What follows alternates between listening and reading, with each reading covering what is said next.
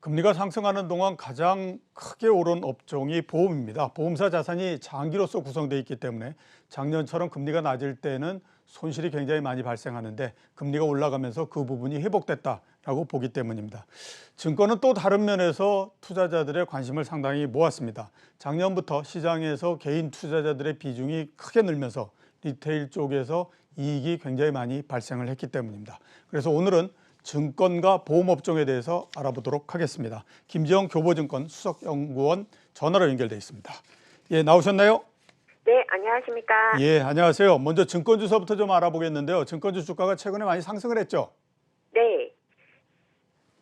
최근에 사실 올해 초만 하더라도 증권사는 작년부터 실적 흐름이 좋았기 때문에 작년 실적 발표하면서는 주가 흐름이 이제 실적과는 좀 반대 방향으로 움직이기도 했는데요. 최근 들어서는 다시 이제 유동성 장세에 대한 기대감이라든지 무엇보다 일평균 거래대금이 계속적으로 높은 가격대를 형성을 하면서 증권주에 대한 관심이 높아졌습니다. 자, 좀 전에 말씀하시긴 하셨는데 1분기 실적이 과연 어떻게 될 건가 굉장히 관심을 많이 모으고 있거든요. 작년도까지는 실적이 굉장히 좋아서 어떤 회사 같은 경우는 1년 동안에 1조 이상을 벌었다라는 얘기들도 하고 하던데 1분기 실적은 네. 어떨 거라고 보십니까? 1분기 실적도 우선은 가장 좋을 것 같습니다. 전반적으로 호조를 예상하고 있는데요. 우선 어제까지 1분기 일평균 거래대금이 33.8조 원 수준이라서 전분기 대비해서도 이제 23.3%나 상승을 했고요. 당연히 위탁매매 실적과 호조가 전망을 하고 있습니다. 이와 더불어서 이자 수익도 좋을 것으로 보고 있고요. 최근에 이제 금리가 등락이 좀 있기는 했지만 트레이딩 관련돼서 주식이라든지 이제 파생상품 쪽은 실적이 좋은 것으로 예상을 하고 있습니다. 예, 파생 상품도 실적이 좋아질 거다라고 말씀을 하셨고요. 이렇게 이익을 많이 내기 때문에 배당에 대한 관심도 상당히 좀 높습니다. 증권주 배당은 어떻게 할 거라고 지금 보십니까?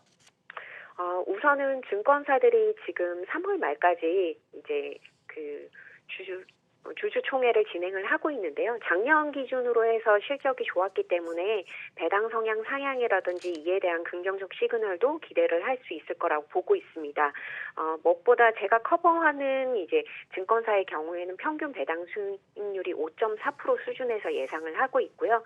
최저가 3.7%에서 8.7%까지 예상을 하고 있는 만큼 배당주와 관련된 관심이 올해도 증권주에 대해서는 관심이 높아질 거라고 보고 있습니다. 예. 추가적으로 말씀드리면 이제 중소형 증권사들 중에서 배당 수익률이 원래 높았던 회사들에 대한 관심도 여전히 높아질 것으로 보고 있습니다. 평균 배당 수익률이 5.4%면 굉장히 높네요. 네. 은행과 거의 필적할 정도로 높다 이렇게 이제 보이고요. 네, 자, 맞습니다. 이렇게 증권사들이 수익도 많이 낼 뿐만 아니라 미래와 관련한 경영 방침으로 디지털 전략 강화를 지금 내세우고 있습니다. 그래서 대형 증권사 같은 경우는 IT하고 지금 협업을 많이 얘기를 하고 있거든요. 일부 보면 키움증권 같은 경우는 핀테크 증권 회사의 가장 대표다 이런 얘기도 하고 하는데요. 네. IT와 증권사의 협업 어떻게 지금 진행이 되고 있고 앞으로 전망은 어떻게 지금 보십니까? 아무래도 최근에는 핀테크보다는 테크핀이라는 얘기가 나올 만큼 빅테크 회사들, IT 기업들의 핀테크 금융 쪽으로의 진출이 활발하게 진행되고 있는데요. 올해도 21년에도 거기에 대한 진출 확장이라든지 성장성을 기대해 볼 만하다고 보고 있습니다. 말씀하신 대로 대표적으로 협업이 이제 증권사들 중심으로 IT사와의 협업이 좀 더 적극적으로 진행되고 있는데요. 대표적으로 미래에셋 대우와 네이버, 한국금융지주와 카카오뱅크의 협업 등이 있습니다. 구체적으로 살펴보면 미래에셋 대우와 네이버는 과거 2016년 신성장펀드 조성을 시작으로 상호 전략적 제휴 관계를 맺어오고 있고요. 17년에는 5천억씩 서로 상호 투자를 하면서 지분도 투자를 한 상황입니다. 그 후에 네이버페이 CMA 통장이라든지 신성장 투자조합 투자 등을 통해서 활발하게 협업이 진행 중이고요. 한국금융지주 같은 경우에는 카카오뱅크의 2대 주주입니다. 시너지 효과로는 이제 작년에 그 동학개미 운동처럼 주식 연계 계좌 증가와 더불어서 젊은층 고객 확대되는 효과를 봤었고요. 그리고 자회사 중에 한국저축은행의 신용대출도 증가하는 모습, 긍정적인 모습을 보였습니다. 이러한 시너지 효과는 올해에도 계속될 것으로 전망을 하고 있고요. 증권사 입장에서도 좀 더 적극적으로 협업에 가담하지 않을까라고 예상을 하고 있습니다. 예, 작년도서부터 뭐 작년 아니죠. 한 몇 년 전 정도서부터 증권회사들의 그 이익의 상당 부분 또 차지하는 것이 해외 주식 관련한 부분이고요. 그다음에 네. 그 이전서부터 부동산 PF가 굉장히 증권회사들의 수익에서 많은 영향을 차지하지 않았습니까? 근데 네. 올해 초에 금융당국이 외화유동성 관리 제도하고 그다음에 증권사들의 대체 투자 리스크 관리에 관해서 얘기를 했거든요. 이거는 앞에서 제가 말씀드렸던 그 해외 주식이나 또는 부동산 PF에 관련해서 일정하게 어느 정도 제재 요인이 될 수 있을 걸로도 보이는데 이 영향은 어떻게 지금 보십니까? 네, 관련된 제도랑 관련해서 이제 하나씩 짚어드리면요. 외화 유동성 관리 제도는 사실 해외 주식 위탁 매매는 영향이 없을 것으로 예상을 하고 있고요. 오히려 그 부분에 있어서는 ELS, 해지 트레이딩 쪽에 영향을 있을 것으로 전망이 됩니다. 왜냐하면 작년에 코로나 이제 사태로 인해서 환율 변동성이 있을 때 ELS 해지 관련된 물량이 나오면서 쏟아져 나오면서 환율 영향이 있었다는 우려가 있었거든요.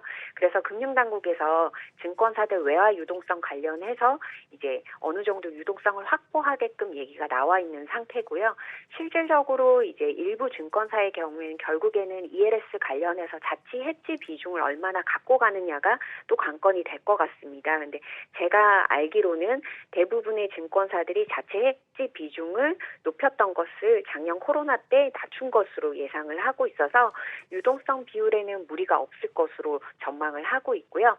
대체 투자 리스크랑 관련해서도 이것도 사실 코로나19 사태 때문에 좀 이제 우려가 발생을 했는데 대부분의 증권사가 부동산 PF는 셀다운 형식으로 갖고 있다는 점에서는 이익에 타격을 받기보다는 이제 별도 운영 리스크 관리가 강화되면서 이제 업무 역량 쪽이 장기적으로 봤을 때는 강화될 수 있다라고 보고 있는데 운용 측면에선 당분간은 좀 더 보수적인 관점에서 접근하는 게 맞다라고 보고 있습니다. 예.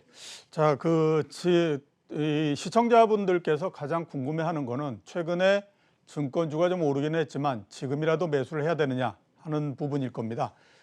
어떻게 판단하십니까? 지금도 매수는 유효하다고 봐야 되나요?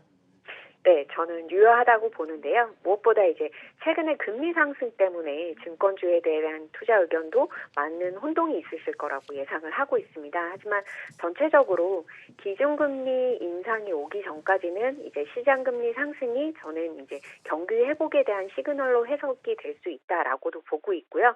어쨌거나 저금리로 인한 풍부한 유동성이 증권주 투자 심리에 대해서 긍정적인 영향을 줄 것으로 예상을 하고 있습니다. 그리고 개인의 꾸준한 주식시장의 자금 유입도 높은 거래대금을 형성하면서 증권사 수익 증대로 이어질 것으로 예상을 하고 있어서요. 증권주에 대해서는 이제 트레이딩 관점에서 어느 정도 밴드를 정해 놓으시고 이제 매수하셨다가 매도하시는 전략이 맞다라고 보고 있습니다. 그래서 예. 현재 수준에서는 저평가되어 있다고 생각합니다. 예. 증권주 탑픽을 좀 여쭤봐야 될 것 같은데요. 과거하고 다르게 증권주들이 종목별로 주가의 차이가 굉장히 큽니다. 네. 12만 원짜리 키움증권이 있는가 하면 2천 원짜리 주식도 있고 뭐 이런 그 상태이거든요. 근데 똑같이 액면가는 5천 원 뭐 이런 상태인데 탑픽을 좀 꼽아 주시죠. 회사마다 역량에 따라서 주가도 다르게 평가받는다라고 보시면 될 것 같고요.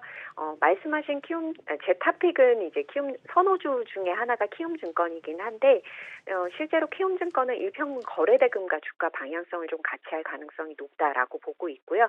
제 업종 탑픽은 미래에셋대와 한국금융지주입니다. 올해 실적과 관련해서도 일평균 거래대금 증가 외에 IPO라든지 IB 쪽의 실적 회복에 대한 기대감을 형성할 수 있다라고 보고 있고요. 올해 이제 변동성 장세가 예상이 되면 저는 트레이딩 수익 쪽에서 실적이 양호할 것으로 예상을 하고 있습니다. 그리고 앞서 말씀드린 대로 IT 기업과의 협업도 가장 활발하게 접근하고 실제로 이제 지분 투자를 통해서 이제 시세 차익도 기대를 할 수 있기 때문에 한국금융지주나 미래에셋대우를 가장 증권주 탑픽으로 꼽고 있습니다. 예, 탑픽으로 미래에셋대우와 한국금융지주를 꼽아주셨습니다. 보험주에 대해서 좀 여쭤보도록 하겠습니다. 우선 네. 그 보험이 금리 상승하는 동안에 가장 많이 오른 업종입니다. 보험주가 금리 상승에 영향을 가장 많이 받습니까? 어떻게 판단하고 계십니까? 네, 실제로는 시장 금리가 상승하면 보험주 같은 경우에는 수익성 측면, 투자 수익률이 좋아질 수 있고요. 두 번째로는 성장성 측면, 이제 보험 상품에 대한 가격 경쟁력이 생기면서 왜냐하면 투자 수익률이 좋아지니까 보험 상품 내역이 좋아진다든지 보험 가격을 낮출 수 있는 여건이 마련될 수 있어서 실제로 금리 상승 수혜주는 보험주인 건 맞습니다. 근데 다만 제가 앞서 말씀드린 대로 시장 금리가 상승한 부분이 있고요. 그리고 기준금리 인상이 어느 정도 받쳐진 시장금리 상승이 또 이어져야지 본격적인 실적 개선이나 보험 상품에 대한 경쟁력이 좋아질 수 있다라고 보고 있어서 현재로서는 이제 시장금리 상승에 따른 투자 심리 회복이 보험주 주가 상승을 가장 크게 견인했다라고 보시면 될 것 같습니다. 예, 그러면 1분기의 실적이 궁금할 수밖에 없습니다. 왜냐하면 1분기서부터 미국의 금리가 본격적으로 상승을 했기 때문인데요. 우리나라 보험주 1분기 실적은 어떨 거라고 지금 보십니까?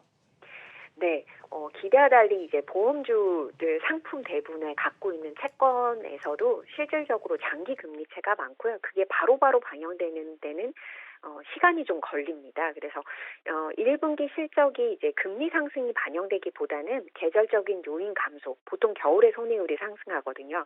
그리고 최근에 보험료 인상 효과 등이 반영되면서 작년 대비해서 무난한 실적을 달성을 전망은 하고 있고요. 다만 이제 금리가 상승한 만큼 투자 수익률이 이만큼 올라갈 거야. 그런 기대보다는 이제 전반적으로 그거에 대한 기대는 좀 더 뒤로 미루셔야 되는 게 맞다라고 보고 있습니다. 예. 자, 그러면 앞으로 그 보험주 주가 전망에 대해서는 어떻게 보십니까?